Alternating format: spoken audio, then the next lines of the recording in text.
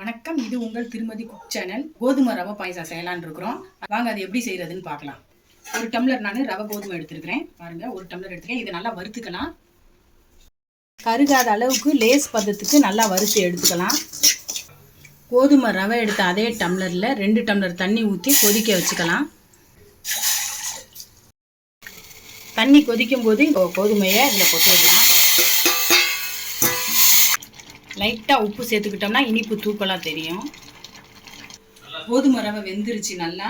இப்போ இந்த 1 டம்ளர் பாலை அதோடு சேர்த்துக்கலாம். 1/2 டம்ளர் சுகர் சேர்த்துக்கலாம். நெய்யில் வறுத்த ஏலக்காய், முந்திரி, திராட்சை இதில் சேர்த்துக்கலாம். கோதுமை ரவை பாயாசம் ரெடி ஆயிடுச்சு. இது ரொம்ப சுவையாகவும் சூப்பராகவும் இருக்கும். ரொம்ப சிம்பிள், ஈஸியானது தான். நீங்களும் ட்ரை பண்ணுங்கள். பிடிச்சிருந்தா திருமதி குக் சேனலுக்கு லைக் பண்ணுங்கள், சப்ஸ்கிரைப் பண்ணுங்கள். தேங்க்யூ.